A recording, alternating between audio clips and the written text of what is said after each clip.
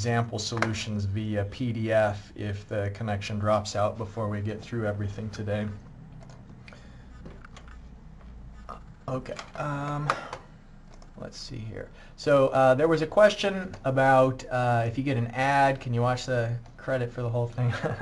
Yeah, it's interesting some of the ads you'll get, right? I think YouTube and Google must figure out what your interests are and then go from there, serve out your ads based on that.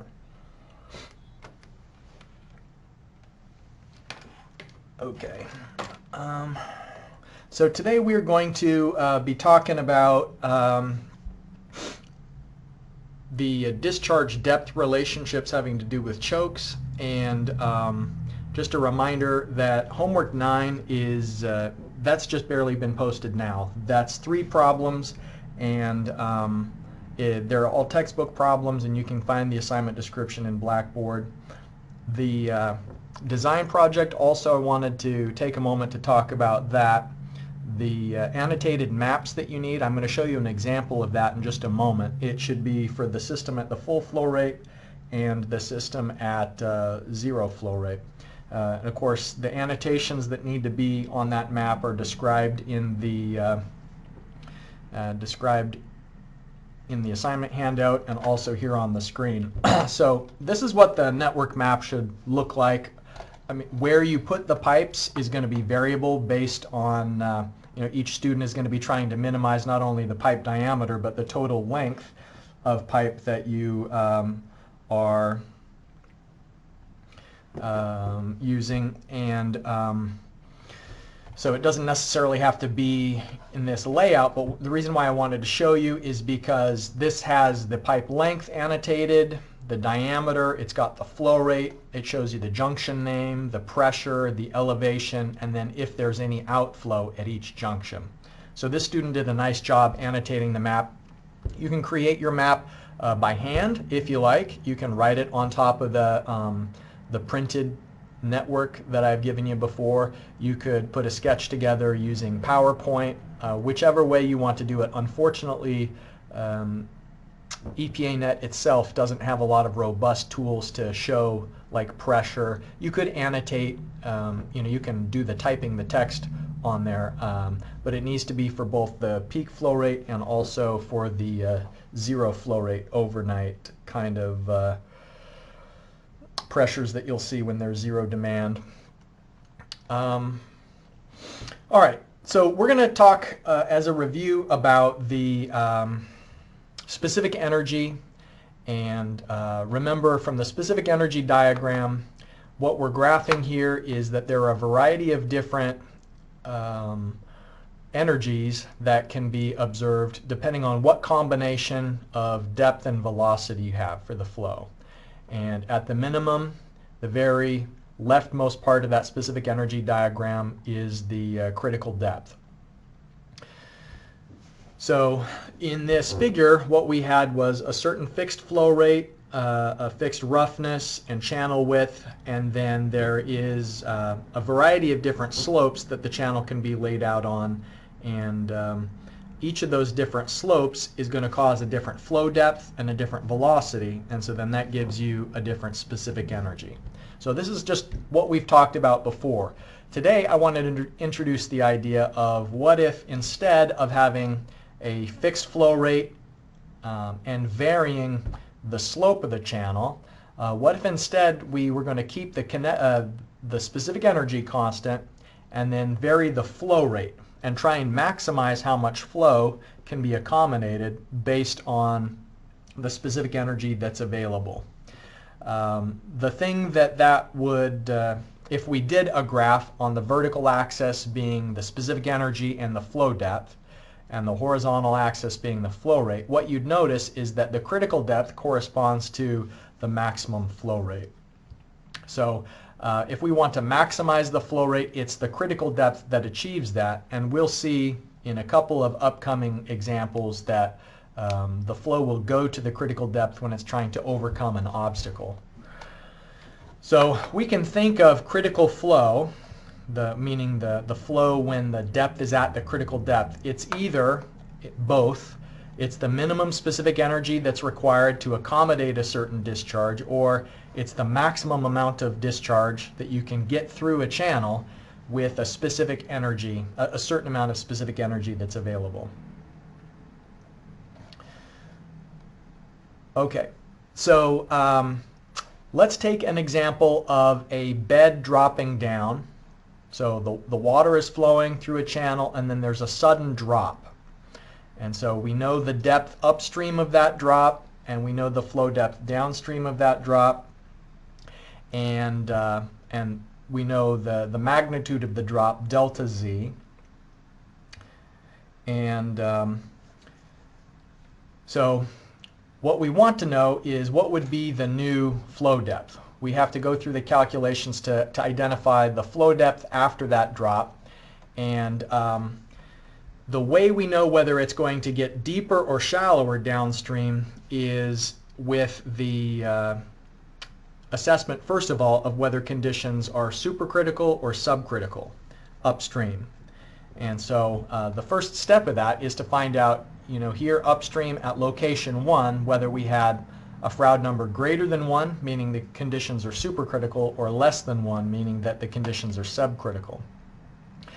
So here is a specific energy diagram, and I'm going to step you through the process of how we would identify graphically what the new downstream depth is. And so what the first part of the specific energy diagram shows us is, here's the specific energy diagram, and Y1 you can see is above that critical depth location. So since Y1 is greater than YC, that means we have subcritical flow. And we could have also diagnosed that and determined it with the calculation of the Froude number. So first we identify the initial depth on the specific energy diagram, and we find out how much specific energy was associated with that initial depth. And then a step down is going to increase the amount of specific energy available. So we move to the right on the figure in the amount of delta Z. So in other words, the amount of specific energy you have at location 2 is the initial amount plus however much energy is gained by stepping down in the bed. Then the next thing that you do is you go up from that amount E2. So you found out how much specific energy there is after the step down, and then there are alternate depths associated with that, 2 crossover points. And since it was subcritical before, it will be subcritical again. So it means that we choose the larger of those 2 depths, and then we can go to the left of the figure and find out the new depth. So it's retaining the subcritical flow that we'd previously found. So any questions so far about this graphical analysis of predicting what is the new depth downstream?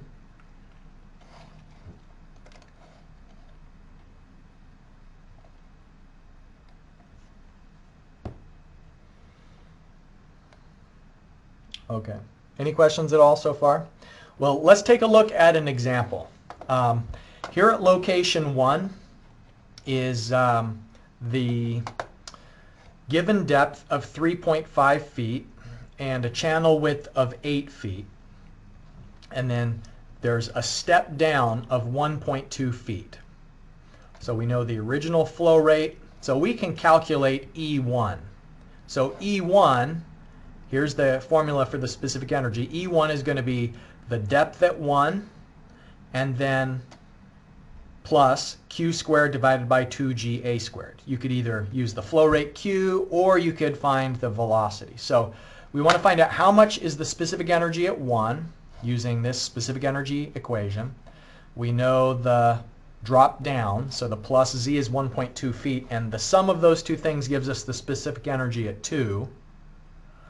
And then to find out what is the new flow depth after the drop numerically, like if we're not doing a graphical solution, then we have E2.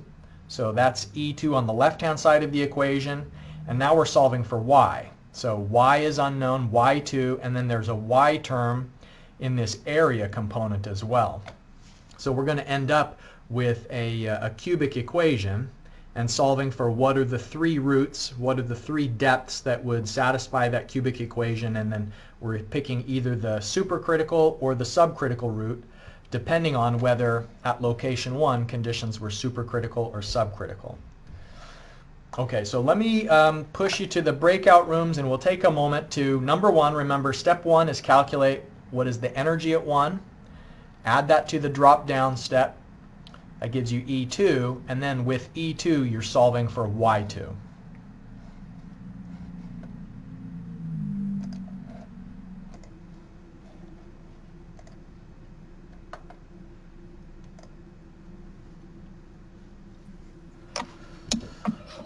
Okay, you're coming back from the breakout group. Sorry, I usually give you a little bit of warning before I do that so that you can wrap things up and mute your mics and so on.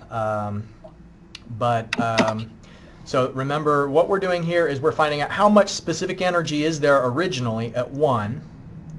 And then we want to find out, based on the step down, how much has the specific energy increased to at location 2. And then if we know how much E2 there is, then what distribution of that is going into the depth. So some of the energy will be as the velocity head, some of it will be as the depth.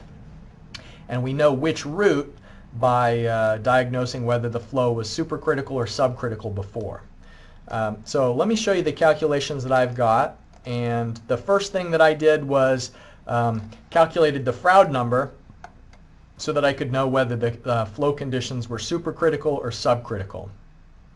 And you can see that with a Froude number less than 1, that means that our flow was subcritical, and the Froude number is unitless.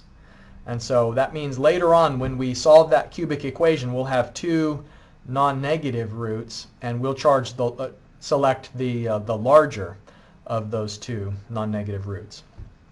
Okay, since I'm going to need to know the total energy at 1, I've calculated the flow velocity, and so the amount of energy at 2, well, I've kind of done everything in one step here. So I'm saying the energy at 1 is going to be the original depth and the original velocity head. The energy at 2 is the new depth and new velocity head, and then I've moved the delta z from the left side of the equation to the right side of the equation. Okay, so on the left-hand side, all of this is numeric, and it's 4.718 feet of energy. And then on the right-hand side of the equation, we had the minus the delta z, but I've wrapped that up into this 4.7 feet. So there is a cubic equation, and if you find the three roots, these are the three that you should get. And so 0.22 feet is a supercritical depth. And if our Froude number had been above 1 originally at the upstream location, then we would have chose this for our new depth. But since the Froude number is less than 1, that means that we have subcritical flow, and then this deeper depth is what the new one is going to be. So if we look at the original setup, it went from 3.5 feet, and then the new depth after the step is going to be 4.7 feet. And so it's gaining the 1.5 feet, and then the velocity head distribution is changing as well a little bit. It's not like necessarily a linear exchange between a step down always results in that much added energy, because the step down of where was I with the example there? Oh, that's this one. So the step down of 1.2 feet, so if you just add 3.5 and 1.2, that takes us to 4.7, but it's not just as simple as you add the step down and that's going to be the new depth. There is also a slight change in the velocity distribution as well.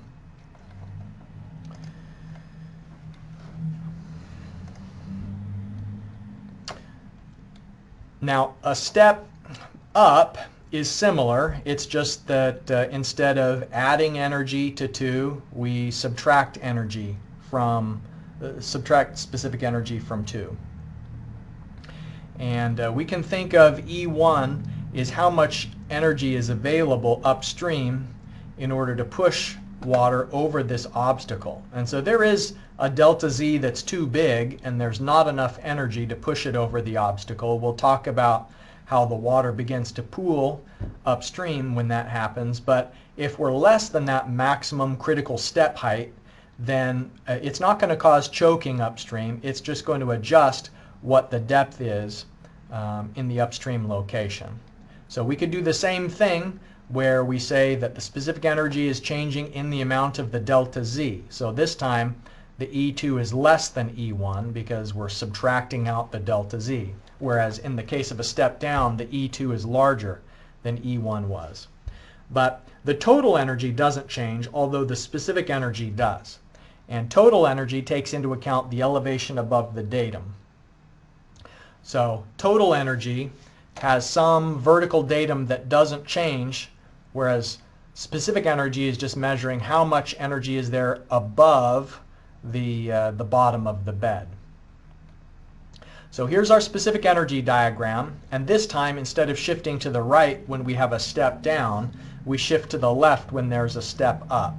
And so the E2, the energy at this downstream location after the step up, is going to be the E1 and subtracting the delta Z. And again, we have to know whether the flow is supercritical or subcritical. And in this case, we're assuming like it is a subcritical before. And so look, if we were at Y1 was our original upstream subcritical depth, and then it decreases the specific energy, the new crossover point on the specific energy diagram is at a lower depth than Y1.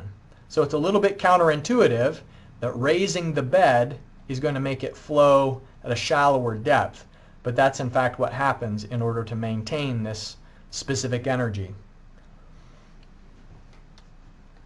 If the flow is supercritical rather than subcritical, we can look at the specific energy diagram again.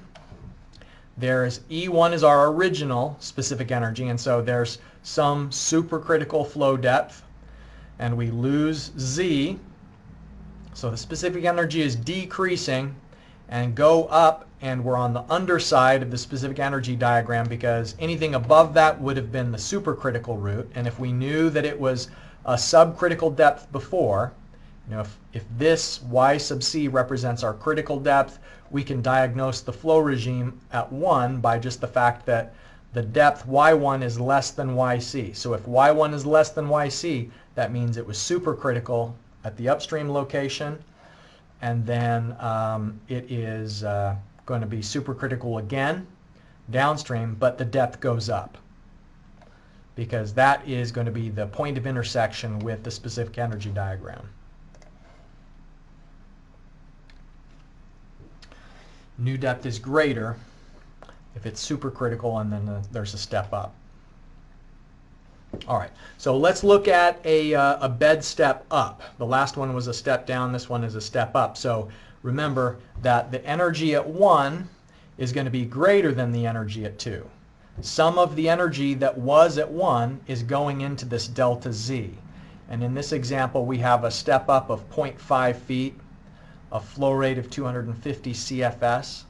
And so we want to follow the same process as before. And here's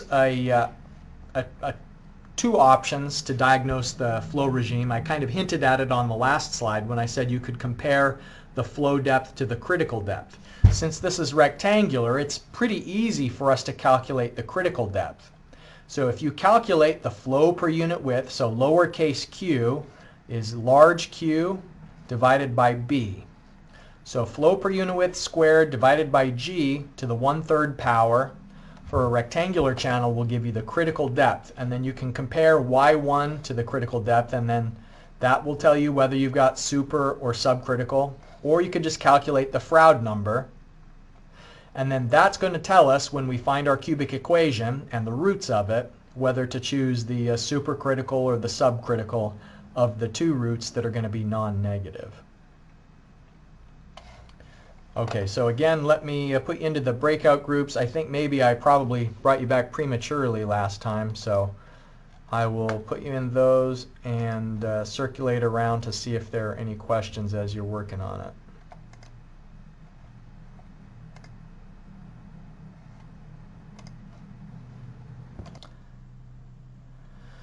Well, shoot, here I've just dismissed class. It looks like at some point as I was working through an example, I paused the recording, and I'm not exactly sure at what point I paused the recording. So I'm just going to show the solution to the last two examples that we worked in today's class, just in case those aren't down in the recording. Here was our example bed step up.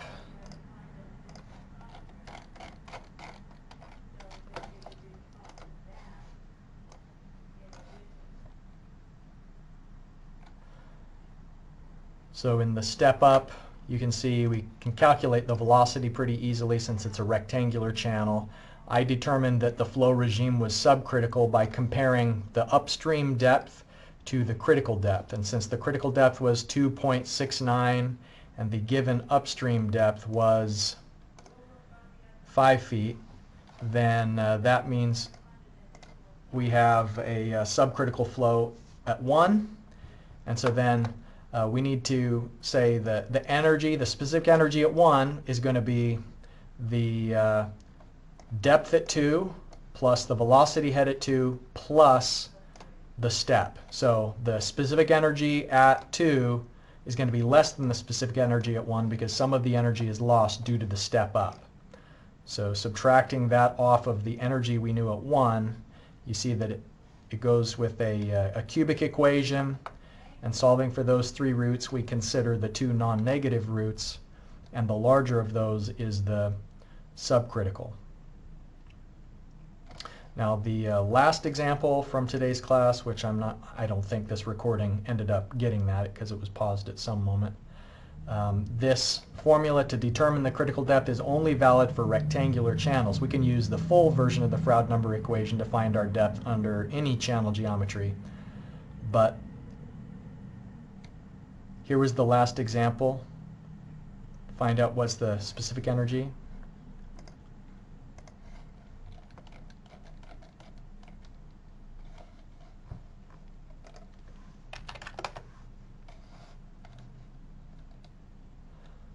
Okay, so here, find the critical depth. Since it's rectangular, I can use this abbreviated formula.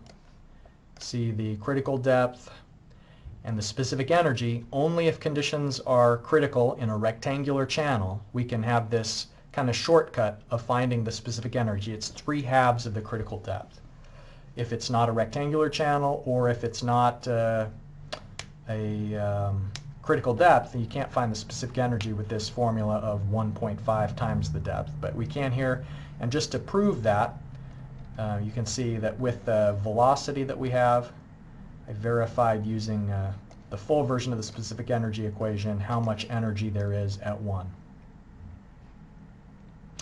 Sorry, forgot to record the remainder of class, but hopefully now we've got those two examples down on the video.